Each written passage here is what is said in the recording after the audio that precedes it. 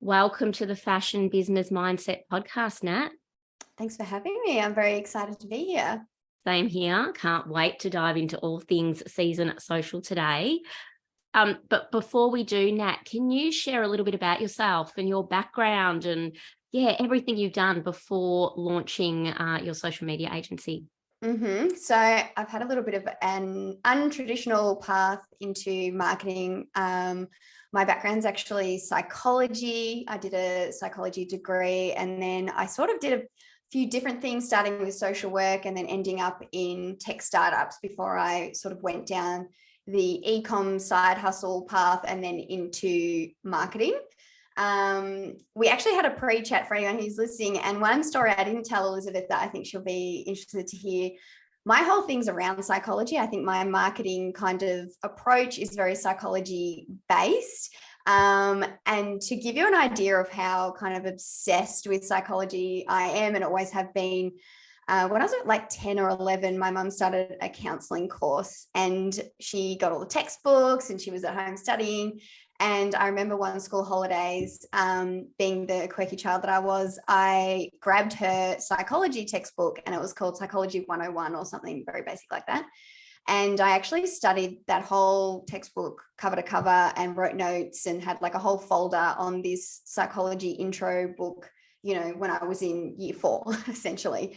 10 years later, that was actually my first year textbook at university. So I had already read the psychology textbook before I even got to uni and was already so deeply invested just in the study of human behavior and the way people really work, as opposed to the way we present ourselves and what we think we're doing when we're sort of behaving and making decisions. So that's kind of my real intro into marketing. And I think everything I've done since then has kind of led me here in a strange way.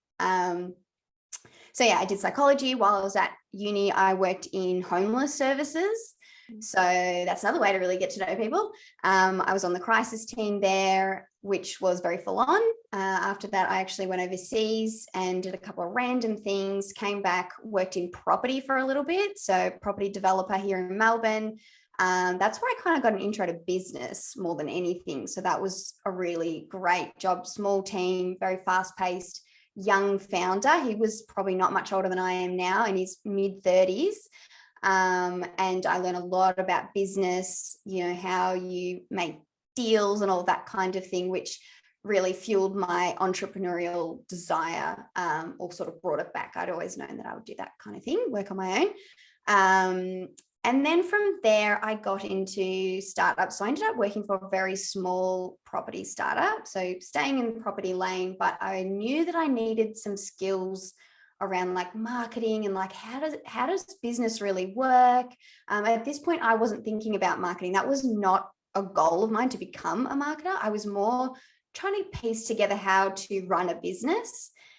So I went to work for this property startup and I was doing pretty much running their daily operations and doing some of their marketing as well. So this was like a 4-person team, very, very small. They had investors, they had a small budget, and we were kind of doing all the things. So I ended up working on, things like their automated email sequence, building that out, refining that, kind of figuring out how to communicate with people. How are people thinking as they're going through the process of onboarding to this platform? What do people need from us in terms of to help them get to the next level when they're onboarding, or making sure that they actually sort of convert, so to speak. It probably wasn't the word that we were using at the time because it wasn't that kind of setup, but all of those kinds of things were really pivotal to what we did. And I ended up working really closely with the actual developer who was building the platform. And we went on to build an app later on. So I haven't even mentioned that at any point. But yes, I did co-found a little app a while ago. But I worked really closely with him, and we sort of spent a lot of time on the user experience. So we would really look at this platform and be trying to understand like how people are thinking, where are they making decisions, where are they falling down, where are they feeling fear that's stopping them from continuing on, or what are the problems that are coming through. Like we spent a lot of time really analyzing feedback and data and, the user journey and all of that kind of really technical elements, I think that became kind of the foundations of my thinking when it comes to marketing. Is there's like a template of what people think marketing is, but what we're really doing is trying to understand how people make decisions and guide them in the direction that we want them to go in. So that was that part. Yeah. Wow. Okay. Lots to unpack there. Firstly, I love that you had that interest in psychology from such a young age. Yeah. Obviously that was meant to be when you picked up mum's like textbook at that point in time.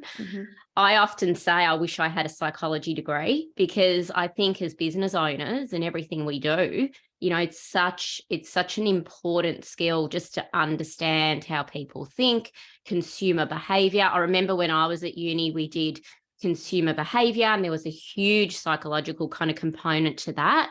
And it's quite complex terrain. And I think, for anyone listening that is coming into business fresh, for example, if you haven't studied marketing or don't have a psychology degree, kind of this point that, we're talking about now, it's really interesting and definitely something that can become a bit of a superpower. So I love that element. I love that you've had the business kind of grounding in property. You've worked with lots of diverse, different, people, different industries, and no doubt that's all become, very powerful knowledge that you've gathered going into your own business, because we have to be the masters of just about everything in our own businesses. And that becomes, quite a complex kind of dynamic to manage at times. Yeah. So thank you for sharing that. Let's fast forward to today.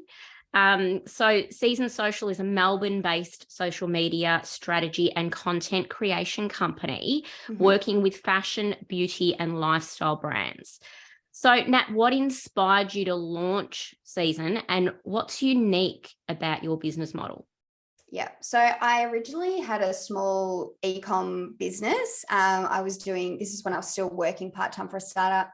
I was doing custom bridal jackets. And I realized that the wedding industry in particular is really collaborative around their marketing. They have a very unique way of getting business, doing their marketing. They all work together. They create these collaborative like photo shoots. They have referral systems. They have just like an interesting setup. So I actually started out with a membership group around collaboration marketing, where I was also sort of educating on that and bringing people together. I ran an event in Brisbane. I don't know why I chose Brisbane. I think it was just because I had the most members there, even though I'm based in Melbourne. And that business, I actually used a lot of video marketing myself, because I have always been like a big fan of YouTube and YouTube vloggers. And I spend so much time watching people on the internet. I thought this is going to be a really good way for me to kind of connect with people, educate, because collaboration marketing is such a new concept to a lot of people, and so on and so on. Through that, I actually then got a lot more brands asking me about video marketing, and I was like, oh, okay. Suddenly I've become the expert on video marketing on Instagram. And this was kind of before video was really, we didn't have Reels then. This was 3-4 years ago at this point.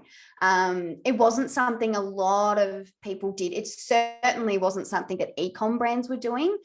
So I ended up having a lot more conversations and strategy sessions with business owners around video, and that kind of segued more into just socials in general, because my brain doesn't think about things in like silos. It's not just like one thing, because as we said, it's like all psychology is related to, it's all interconnected to how people make decisions. So eventually it just kind of segued into, video marketing and then social media marketing in general. And that's kind of how I ended up here. It was a little bit of a unexpected evolution that just kind of followed the demand of, my clients or people who were coming to me, and realizing that that's what they actually needed from me was more social media marketing strategy, and then putting the actual practical pieces on top of that. So over time, that kind of evolved into a different version of the original business. And then I rebranded nearly 2 years ago now to Season Social, which is specifically focused on fashion, beauty, and lifestyle, and is really based around your e-com brands, but also some, events and lifestyle related kind of service businesses, I guess. So yeah, that's how we got here. Can I ask before yeah. can I just ask about that experience with the membership, the collaborative marketing? Yep. What did you take away from that whole experience? Because that is a very interesting model that you've touched on there. Yep. The reason I didn't continue, I think that could have been really successful. The reason I personally didn't continue was because it attracted purely very new to business individuals, and they didn't have any marketing knowledge. So to try and bring in something that was maybe tier 3 level thinking to people who hadn't even been introduced to tier 1 was really difficult. So that's kind of why I ended up going, I kind of need to do it all. So collaboration is actually a really big part of all of my strategies. Yeah. That business model is a great one. And I think it's, I wasn't probably I didn't understand the finances enough at that point. That was my first kind of foray. So I probably set it up really badly, and it just wasn't financially sustainable, but I think it could have been. And for the right person who really loves to, work in that very beginner stage of business, that's a great place to start. So it's something that I've had. The people who found me then are still people who are part of my community today, and probably my biggest sort of supporters, and have gone on to become friends because, they've grown in their businesses in those 3 to 4 years. So we've all kind of kept going together. So it was a great connecting point. It did its job really well. I still use collaboration marketing as the foundation of a lot of strategies because I think it is one of the most powerful forms of marketing and building a business, especially on a budget. Yeah, no doubt. Yep. Collaboration is very powerful. So tell us a little bit more about what's unique about your business model. You're doing marketing very differently. So non-traditional is the way that you like to approach it. Let's talk about the services that you offer, the clients that you work with, and how does your business play out on a day-to-day basis? Yeah. So probably on the surface, it looks pretty similar to some other sort of, digital marketing businesses. But I think what's different is that I don't like to work in silos of types of marketing. I think a lot of businesses, for example, will work with different agencies for different things. Like you've got your PR agency, then you've got your social media agency, then you've got your creative agency. And what I've noticed is that creates a bit of those things aren't gelling and they're not compounding well enough. And maybe some of the ways that those are being done is a little bit outdated and not moving quickly enough with how, consumer behavior is changing and online behavior is changing. So for me, I am always focused on the audience first. And I think that's where SZN comes in. Our real mission is to help brands build cult level brand communities online, because I personally believe that is the foundation of a successful online business in 2023. If you don't have your own audience and they're not engaged and they're not excited, you're either going to be spending a lot of money trying to keep up by, using ads and kind of acquisition constantly, or you're really quickly going to die off. It's really hard to differentiate without your own audience. So SZN's goal is all around the audience. So we kind of combine, entertainment media principles, I guess, with PR, with social media, paid ads, influencer marketing, but done differently. It's not that transactional kind of influencer marketing. Again, it's that collaborative approach, even email marketing, and we work on people's websites, and it's all about how all those things work together to create the real results that is based around your audience. So a little bit different in the structure and a little bit more of an agile kind of model. My preference is always to work with clients over a longer period of time to be able to get into all of their channels and get them connected a little bit better and develop campaigns that kind of go across channels so that we can get the most for the least, really, ideally. Yeah, absolutely. The most for the least. We love that. Yeah, So Nat, are you embarking on that strategy for your own business? So do for you want to be a sure. cult-like brand? Because we can see what you're doing with TikTok and your own podcast, maybe even touch on, Season of Style on TikTok, because Yeah, that's a point of difference. I really want our audience to understand how your business ticks before we go into talking about what's happening in the social media landscape and how yeah, you can share some golden nuggets for the brands that are tuning in to elevate their businesses.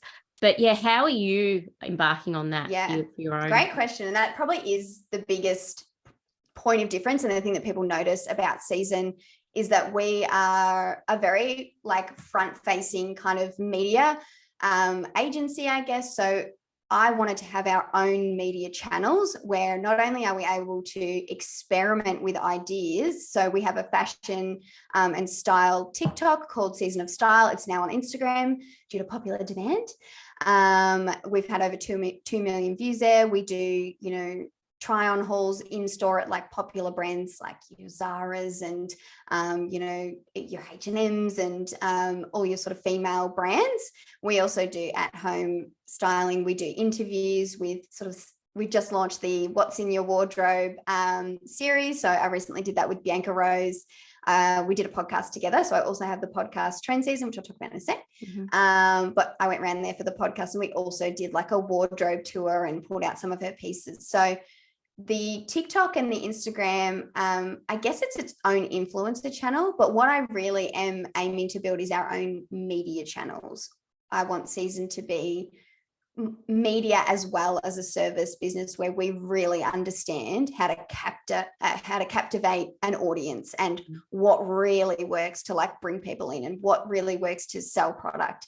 And I think we have to be able to do that to kind of do that for other people. So there's that. And then Trend Season, the podcast, which goes with the newsletter that I've been doing for quite a while, where we really are deep diving into what's really working on social media and marketing right now for e-com businesses.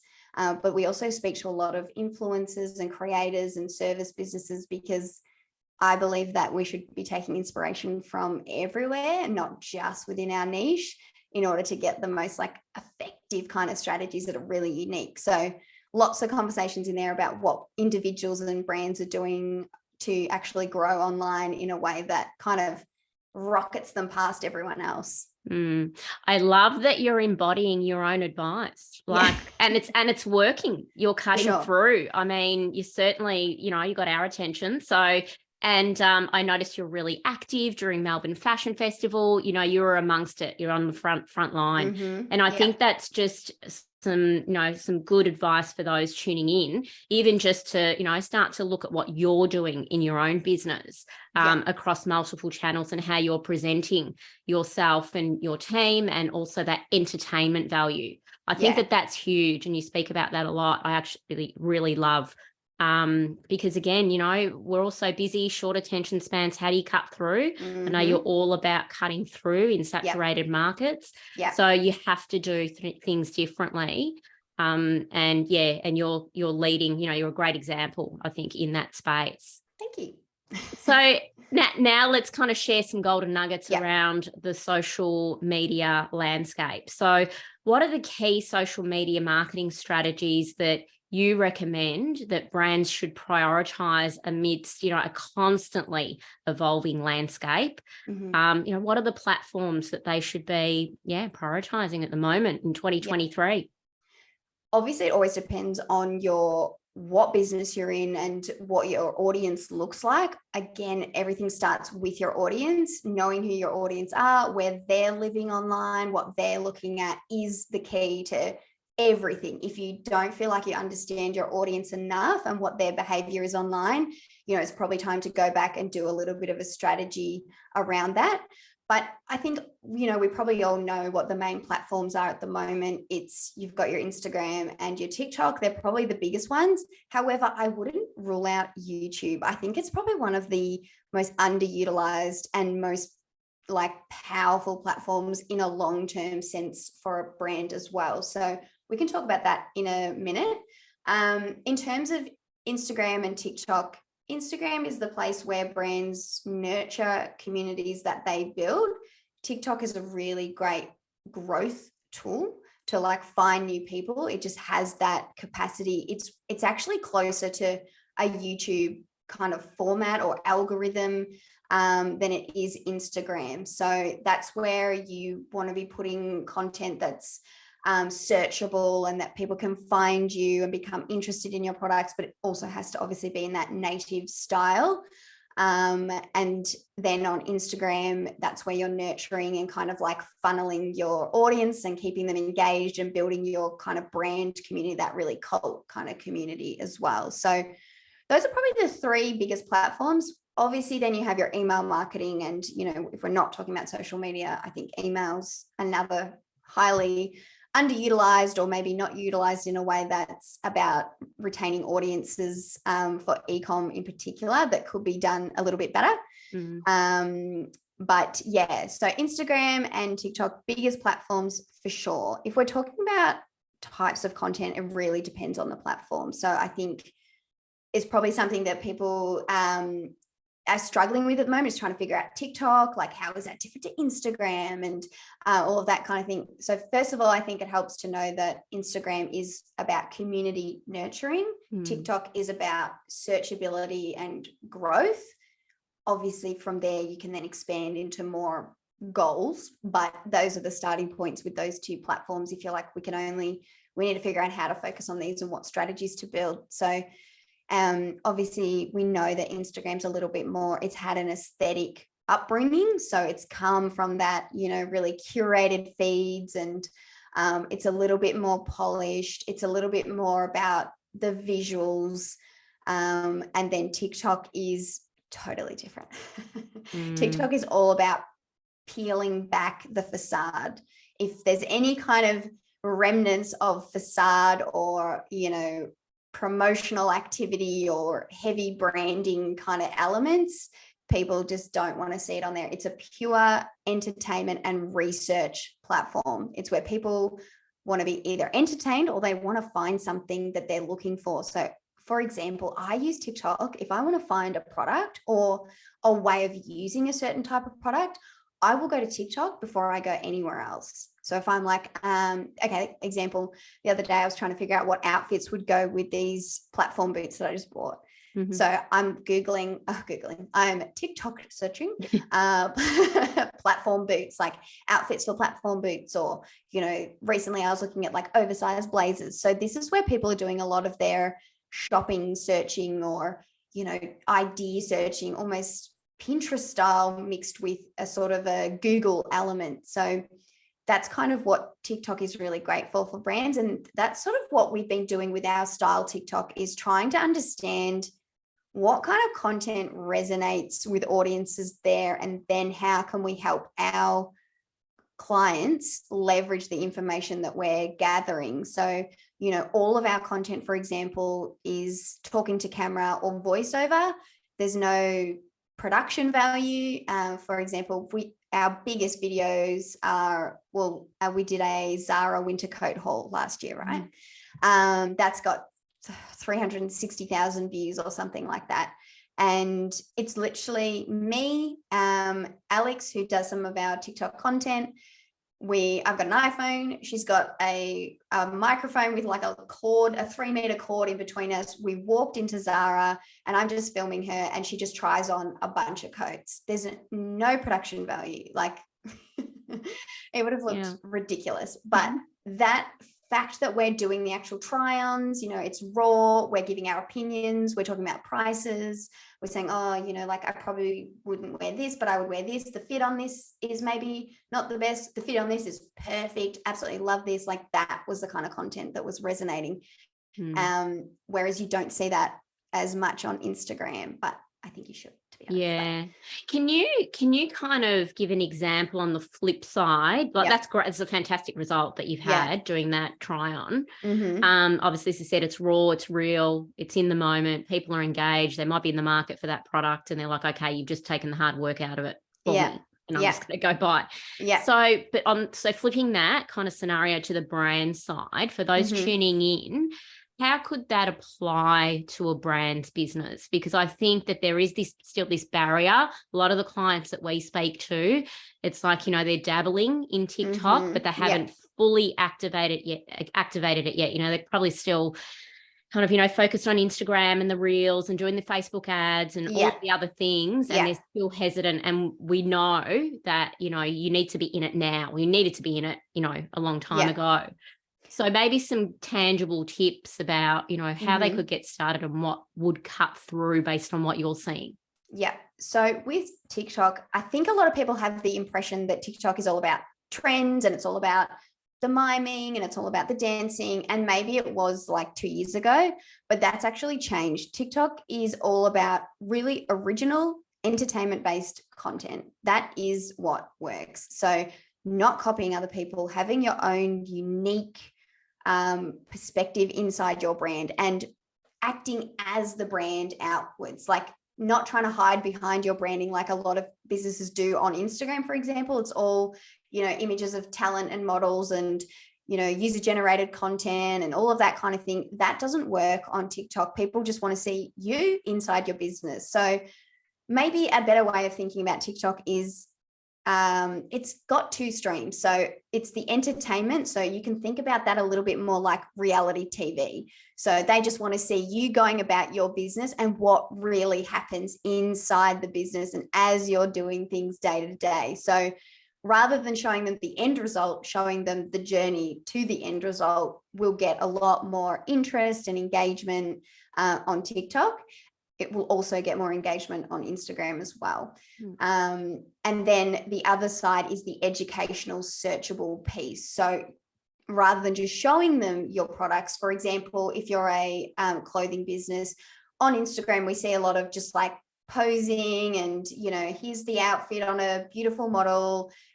What we want to do on TikTok is more educational content. So how to style this piece, 7 different outfits that go with this shoe, or how to wear a blazer, or hacks to, whatever, like wear a certain piece or something like that. So that's that kind of searchable Google element. And then we've got the entertainment piece, which isn't about your product at all. It's about the brand and developing that audience around the brand who then become interested in the product because they're seeing it 1,000 times through your content kind of thing more than anything. Yeah. What would you say?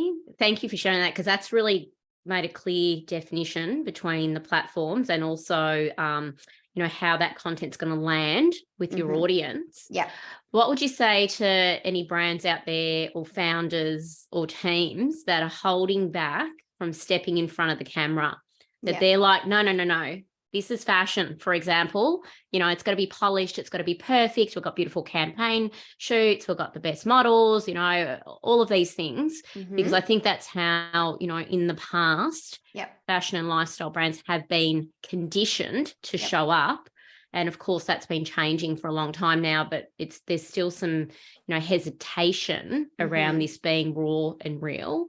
What would you say to those? So I think there's many ways to do something. I don't always think like the founder needs to be in the content, but the content does need to be human-centered and entertaining. So if you're not going to be it, then you have to figure something else out. And this is why I say, think of it as like reality TV. Like the producers aren't on the show, but what do they do to create something that's entertaining and draws a crowd in and keeps people invested and interested? So I'll give you a perfect example. Burberry. You couldn't get like more up in the designer legacy brand. They've had a really amazing and clever approach to their TikTok. They've realized really quickly, we cannot be putting our hyper-produced cinematic, campaigns that we used to create for TV 20 years ago on TikTok. It's just not going to work. Nobody cares about that on here. It doesn't tell them anything. There's no story. There's nothing like people don't want to watch that. It's boring as hell, to be honest. True. I don't really even understand why that's a whole other thing. I don't really like that kind of content to begin with, but what Burberry did was they've decided to leverage really native creators who do interesting things that people love inherently, and then they've simply placed their products into that content. So there's a guy called Hunter Prosper, and he does like a series similar to what we do, like a Vox Pop interview series, but his is all around asking really deep personal questions. So he'll ask one theme of questions normally, and do a series around that. There's one that was like, who was your first love and why did you fall in love with them? And he'll just ask one person on the street, and they're face to camera, they've got the microphone sort of thing, and they're just answering that question. What Burberry did was they simply put that person in a Burberry coat. They didn't mention Burberry. Burberry was not talked about. There was no script thing. That person is simply wearing a Burberry coat, and Burberry is tagged in the content, but the content remains exactly the same as the high performing content it always was. And it was a way of them sort of, communicating that they're relevant, that they get TikTok. There's nothing more annoying to the TikTok audience than you not understanding what they like and don't like. And if you try and force something in front of them that they don't, that's not TikTok native, they really won't like it. So they're kind of communicating like, we get it. Like, we are relevant. We're not your typical high fashion designer brand. We are new, we are modern, we are adapting. We're cool again, essentially. So, Burberry had a couple of moments there where they sort of struggled a little bit because of the imitations and, some pockets of, I think, like the UK demographic that were wearing imitation Burberry that kind of damaged their reputation for a bit. But this is their big comeback moment. And I've been watching them. So they did another one where I don't know how this has come up, but this is the nature of TikTok. There's a snail that's an influencer. And it has like, whoever created that account like makes little homes and little studio setups for this snail. And Burberry partnered with this snail influencer and made tiny little bags for the snail to have in its videos.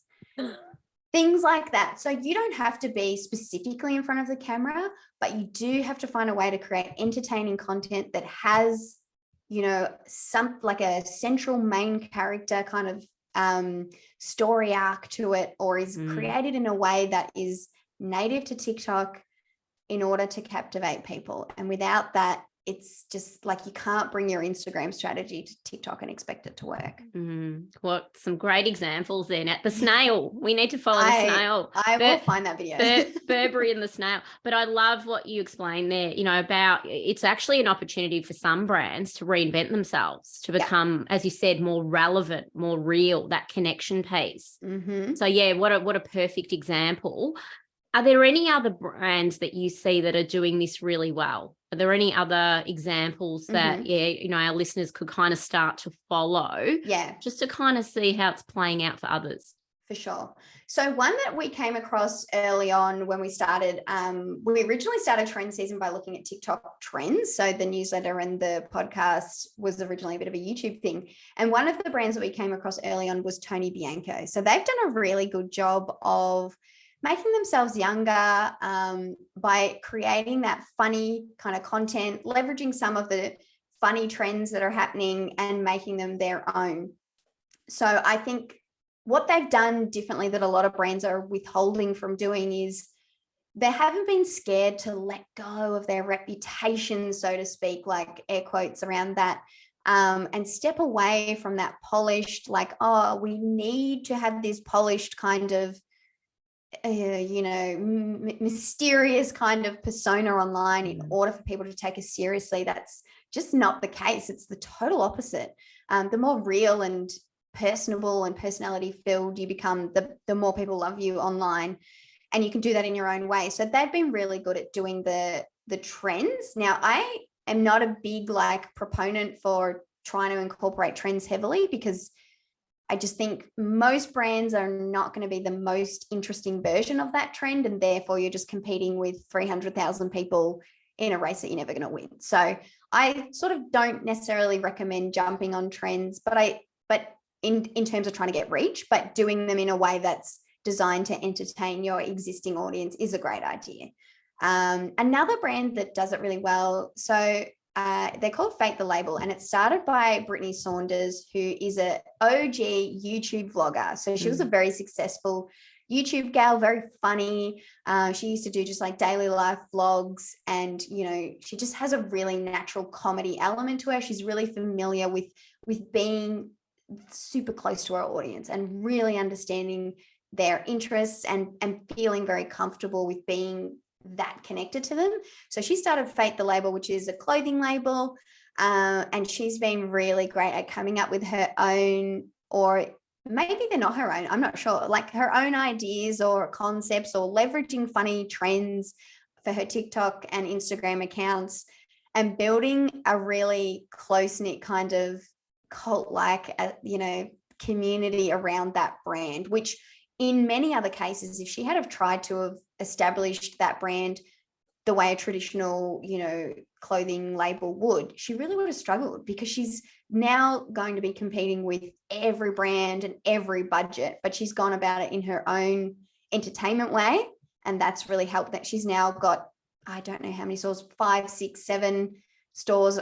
She's now coming to Melbourne. I think she's originally from Sydney. So, they're expanding rapidly. And I think her online persona and the brand really leveraging those platforms is a big, big part of that. I couldn't agree more with Fate the Label. I was going to mention Brittany. I absolutely love her content. I actually find myself looking for her if I want to laugh. If I want to laugh for the week and I want to be a little pep up. But I noticed she's also set up an account on Insta for the team. So it's Fate the Label, the team. So she's going to go deeper there. But that entertainment value, it's like, I love the one where she's like in the warehouse and she's on roller skates and she's basically just going up and down, the bays, picking the product, and then kind of reading out the customer's name and saying, oh, Jenny, we're about to pack your order.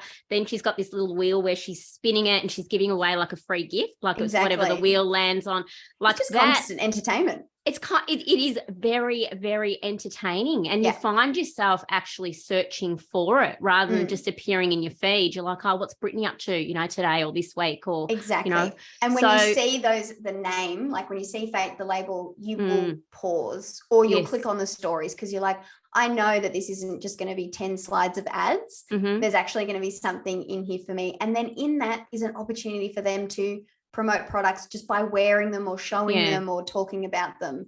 The one thing I want to say off the back of that, because I know so many people are like, but I'm not funny, I'm not this. You don't have to be. Like, leverage your skill. If your skill is styling, or your skill is celebrity news, leverage what you're really good at, or what your team's really good at. Come up with your own unique kind of content strategy around the things that you're passionate about and good at, and that will attract its own audience as well. Yeah, love it. Absolutely love it. It's got to be on brand. It's got to be authentic for you. You don't try and be something that you're not. Like, exactly. I think, with Reels initially, people just didn't go near it because they weren't the dancing type. You don't have to dance on Reels. You don't have to do. I've never danced in a Reel. No. Probably once, but not even to a trend. But that's probably more my personality anyway. But I don't do any trends. There are no trends on our TikTok at all. It's all original content, because the strategy is based around the audience, and it's understanding what that audience really wants to see, not what everyone else is doing. Love it. I think not for probably today, because we could probably do a whole podcast on, on just TikTok alone and influencers, but maybe just quickly, when is the right time for brands to consider working with influencers on TikTok? Should they spend a certain amount of time building up their own organic content, ensuring that the audience knows them, build that trust, that rapport, and then perhaps look at an influencer strategy? Or is there ever a perfect time? I think there's many ways to skin a cat, if you will use that saying. It really depends on the brand. I'm not opposed to working with influencers before you have a TikTok. A lot of brands actually do that. And that's actually how they haven't even done it on purpose. But one thing I've noticed is that some brands actually go viral on TikTok and they're not even on TikTok. So you can leverage people on TikTok to actually grow your brand without you really having to be on there. So it's potentially, if you already have, product market fit, a reputation somewhere else, we already know this product sells, it's potentially worth even doing a bit of a two-pronged strategy to grow on TikTok, where you're leveraging, other creators and also building up your own organic platform at the same time, because that's how people will come in. There's always going to be multiple like traffic sources, and other people might be, coming in via other people might be a better way to grow than just trying to do organic, because a lot of brands do tend to struggle doing organic content on TikTok and getting traction, just because of the way that they're not quite ready to like break the barrier yet. So it could be worth working with the influencers first and really leveraging their skill set in understanding how TikTok works, and maybe working with them a little bit more collaboratively than just in a transactional sense. I think that's potentially where people go a little bit wrong, is that they thinking of influencers a little more as a transactional thing, when really they're just helping you extend your like spider web of marketing, so that your brand suddenly is like popping up in 1,000 different places across multiple sort of trusted sources, and creating more touch points. That's sort of how I think about influencers, more than you plug in your purchase order and they spit out 7 sales. That's not really how it works. No. Just on that point, Nat, with the multiple touch points, I actually interviewed Jay Wright on the podcast last week. We'll be publishing that soon. So he's an e-commerce expert. One of his points of view was that, brands should pick a channel and do it really well, right? Pick a channel, invest in it, and do it really well. In my experience working with fashion brands, there's usually multiple channels, multiple strategies going on at the same time. As you mentioned, all of those different touch points. So you might be, have a TikTok strategy, and then you're on Insta, and then you're doing Facebook ads and influencer marketing. Do you have a point of view on that? What have you seen with your clients that has really worked quite well when it's, concentrating on certain channels and not trying to do all the things at once? Yeah. I guess it always depends on resources as well. Like there's no point, if you're a 3-person team or whatever it is, or you just have one marketing person who's trying to do all the things, you're not going to be able to do all the channels well. So I think, you kind of want your main like place where you're trying to get people to come to, and that's maybe your main source of traffic, and it kind of aligns the best with your audience. I think that's naturally going to happen anyway. And that might be where you start looking at those other strategies of still growing, like we just said, more leveraging creators on TikTok to help you grow a presence there, rather than investing in a giant strategy and content creation around it if you don't have the resources to do that. I do think that they all I probably think about it a little bit differently in some ways, like more campaign basis. Like if you've got a campaign, you can accumulate your results by incorporating different elements that then compound the results of that. So for example, just to give you an example really quickly, you mentioned that I was at Melbourne Fashion Festival quite a bit. Actually, why we were there for the most part was part of a brand launch. So we wanted to launch this brand in the fashion space.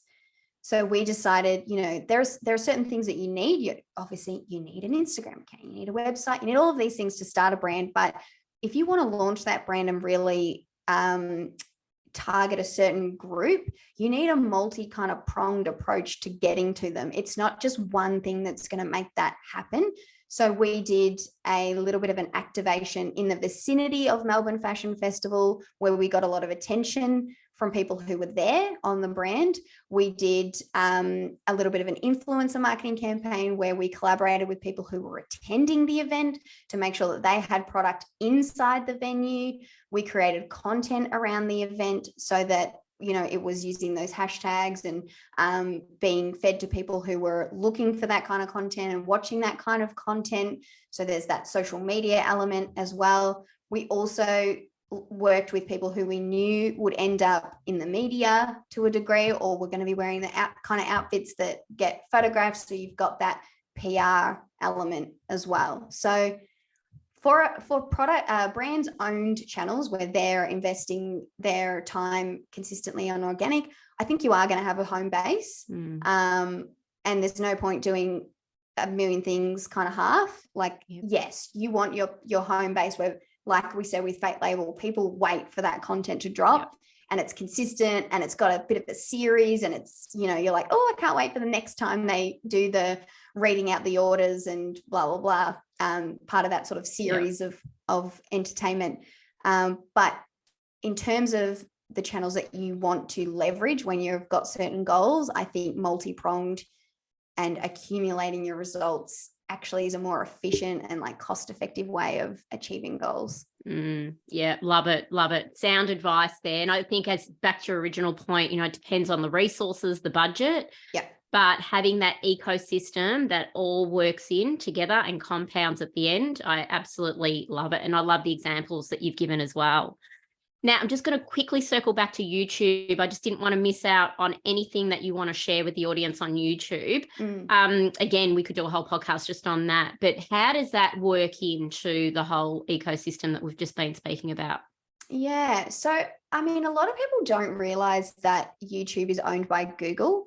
So it's actually one of the biggest like search result kind of indicators kind of things. So if you have YouTube content and people are searching for things, you will come up in the search results under your YouTube, channels. Those come up in the search results. So there's that, first of all.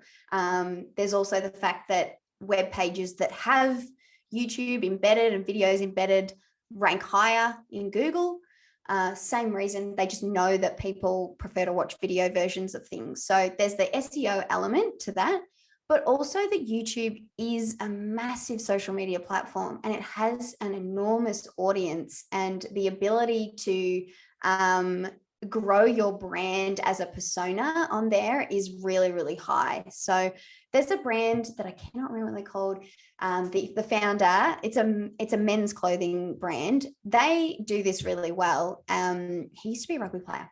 I can't remember what it's called, but anyway, they are really like a media-based company. They think of themselves as a media company that happen to sell clothes as their like revenue kind of thing. And they utilize their YouTube, they make vlogs, and this has helped them build a really cult audience around them. So it's like your Instagram and your TikTok are really like short, sharp kind of snippets of, information and insight into the business. But sometimes people want to go more. They want to go further. And we see the same thing happening with like TikTok creators, because there are such short form videos that as their audience grow to love them, they're like, we want more. Like, we want to get deeper with you. So a lot of them have launched YouTube channels, which is also a revenue generating stream for them. And that allows people to invest even more heavily in this brand.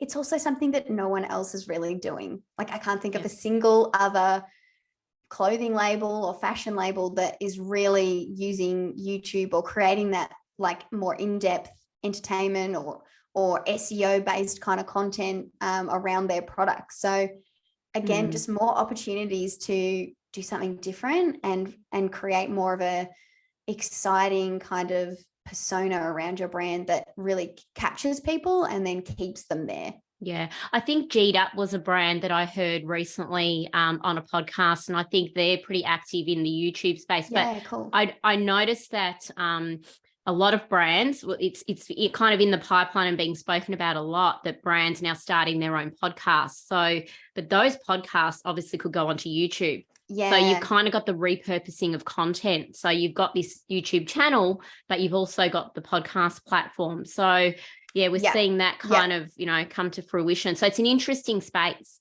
But at the end of the day, it's what you said earlier. It's about your audience, connecting with your audience and becoming a cult-like brand. And you can't really do that if you're not on the front line connecting in that kind of intimate way. I mean, I guess, being in someone's ear for an hour, whether it's a podcast or you're tuning into a video on YouTube, it's pretty powerful, because you get to know the DNA of that brand. You get to know the founders, the team, whatever it is. Unscripted. Like, you can't be like, every video we put out there, it's, it's edited, it's got a layer of like, there's still a barrier to the audience. But when you sit on a podcast for an hour, there is no way that you can produce that to that level. So it's a real raw connection with the audience where they get to hear your opinions, your thoughts, your banter with your co-hosts. Like it's just got everything that people really kind of like thrive on and have a real thirst for, that like more brands could offer up, I think.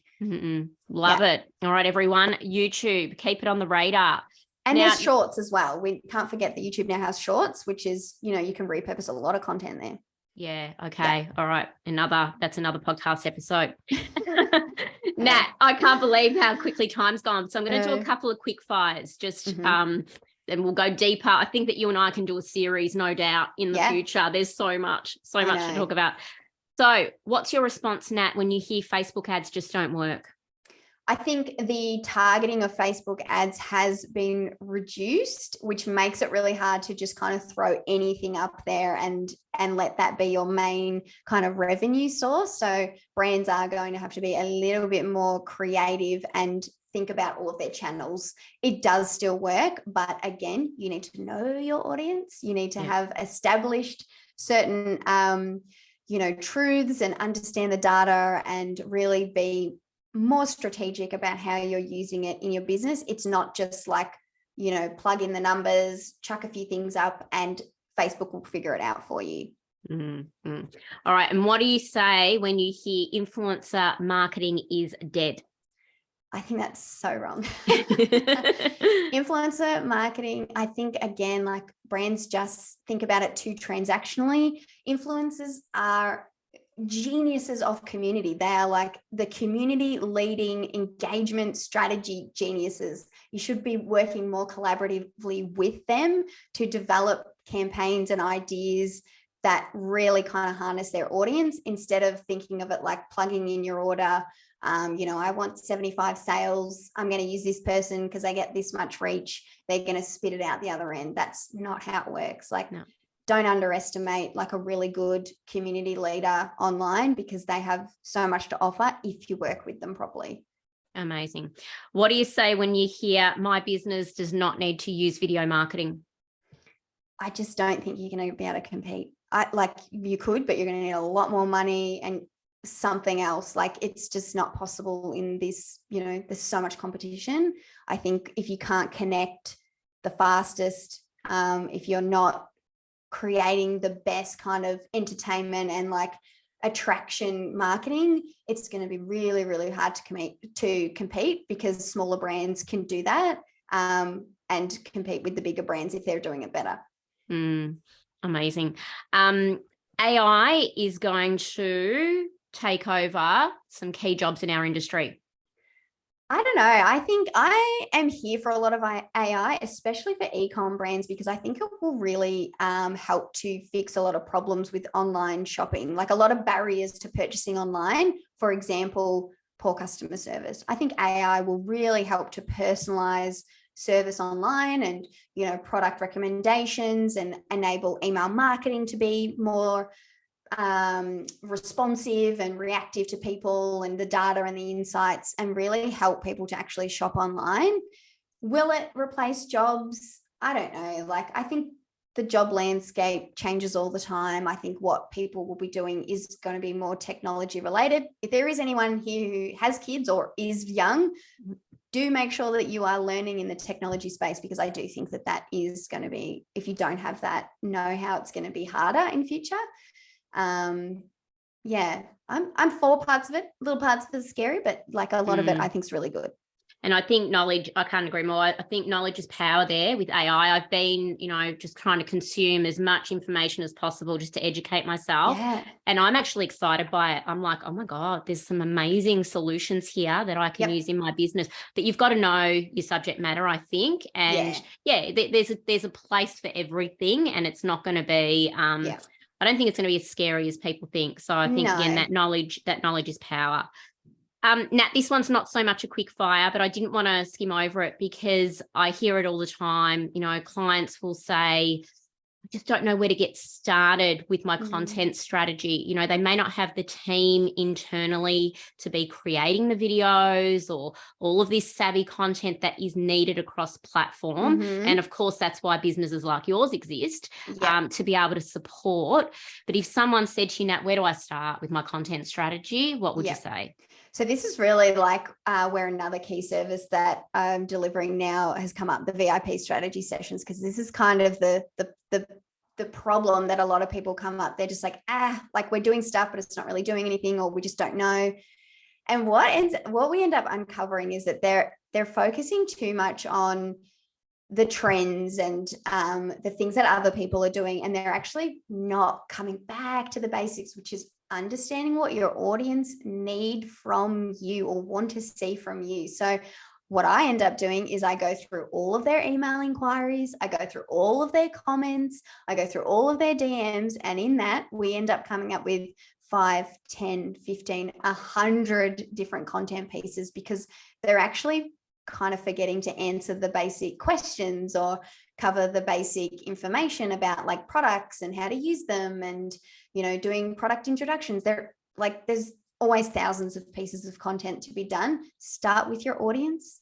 What do they need? What do they want? What are their questions? If you don't know, go and ask them. So I spend a lot of time asking my audience things. Like if someone DMs me with a question, I'll dig deeper. I'll be like, okay, cool. Like, why do you want to know this? Like, what are you doing? What are you working on? And then I can create content that drives it home. So influencer marketing is a big one, a big example. I get a lot of questions around that. And I'm like, okay, what are people really struggling with here? And then I can create 2, 3, 4, 5, 6 pieces of content around those individual pieces of like individual questions kind of thing. So start with the basics, I think, do really those tough. well, and then get to the next level.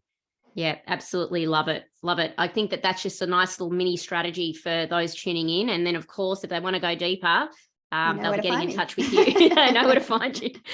Now I ask this question to all of my guests because the podcast is called Fashion Business Mindset. Now, no doubt, you know, with running your own business, it's dynamic, it's demanding at times. So what practices or routines or support systems do you have in place, Nat, that help you with mindset and well-being to be able to operate optimally in your business? Yeah, that's actually a really interesting question, because I think I've thought about it a lot more this year as I've become busier. So for me, walking is a big, like I do all my thinking when I'm walking. So actually I walk like 4Ks every morning normally, except for this morning because we started this podcast so early and I did 2. And that's where I do a lot of my thinking. I also go on really long drives to think. If I'm like, right, I'm working on a strategy. Sometimes I just like, I can't sit in a small room. So I'll go on a really long drive down the coast and put some music on, and it just gets thoughts moving. So that's kind of my processing thing. I've always done that. I've also started doing like journaling, but actually in an interesting way, because I just cannot sit down and write for long periods of time. I get bored very easily. So I've been doing voice memo diaries. Yeah, it's a game changer. It's a really good way of like getting all of those thoughts and feelings out and being able to express that emotion properly. So a lot of them are me crying. A lot of them are me like being excited. It's all just like a way of like getting all of those, as someone, you know, a business owner, you're carrying all of this emotion and tension, and there's so many balls in the air that you just like, sometimes you just need a little bit of a release. So I've been using the voice memo diary entries to do that. Stay tuned in future, because I may release those as like another little podcast. It's always content for me. And then in terms of like, you know, your business systems, I'm probably still figuring that out, but I do use ClickUp as my main kind of like project management tool. And then I also use Notion for more of the free form kind of lists and where I keep big pieces of information around my business, because then I can share them easily. I can see them on any device. Often I'll move around, like I might sit somewhere totally random and work for a little while. So I want everything on my devices and things like that. Yeah, that's probably the main things. Love it. Love it. Yeah. I love it when I hear something new. Yeah. Because, you know, typically it could be meditation or, you know, exercise. I don't have the attention span for that. But I love walking. I'm on board with walking. I Mm. I love it. That's kind of my walk. That's my moving meditation. But the Mhm. driving, going on the drives, I don't think anyone's kind of said that before on the Yeah. podcast. So I love it. Yep. And the voice memos for Yep. journaling, because I start my journaling and then I put it down for months and then I pick it up again. But Mhm. we've always got Yes. our phone in our hand. So Exactly. that'd be quite cathartic to just get it out. And it's in that moment where you need to get it out that you don't have the energy to go and get a diary and write it down, because it will take you 25 minutes and 50 pages to get all of that information out. But if you can you're sitting there and you've got thoughts on your mind, like maybe something exciting's happened and you just want to talk about it. I just whip out my phone, put my earphones in, and I'm just like, oh my God, this exciting thing's happened, like blah, blah, blah. And because I want to document those moments too. I think you forget about all the milestones, all the trials and tribulations as you get further along, and you don't realize how far you've come either. So it's kind of nice to have it there to come back to as well. Oh, yeah, I really love that. I'm definitely going to be implementing that one. Yeah. And it was a timely reminder yesterday. I read again that, gratitude journaling, it releases the happy hormones. Yeah. So, we kind of think, oh, why are we doing this? It kind of, does it really feel good? But there's actually, there's a science there that it does release the happy hormones when we're expressing gratitude. Yeah. So, yeah, absolutely love it. The voice memo. Now, Nat, you've shared already some amazing, amazing tips and insights and some gold throughout our whole chat. But just to finish off for our listeners, if you were to encapsulate it, what are your key to success digital marketing growth predictions for 2023 and beyond? Yeah. So as I said, I think the focus is on the audience and building your audience to be really engaged, obsessed with you, totally on board with everything you do. And that comes down to your content strategy at the end of the day in order to attract, and keep those people engaged and convert them to sale. That's really what it comes down to for me. Everything I do, every strategy I create, every session I do, every time I speak to a client, I'm always thinking, what does this audience want from you? What do people want that no one's giving them? And that's how you build these really long cult-like brands that, just continue to kind of grow and grow and grow. So content that does that is what I would be focusing on. Absolutely. And who doesn't want to build a cult-like brand? It really makes it much more fun too when your audience are very engaged. Yeah, I agree. Exactly. You don't want to be talking to crickets, do you? Yeah. Exactly. So Nat, how do our listeners get in touch with you? So probably my home platform, if you will, is Instagram. So Season Social is our handle, which is SZN Social. Website is www.seasonsocial.com. And our style TikTok is Season of Style, which is SZN of Style. You can see all the things that we do there and get a bit more of an understanding.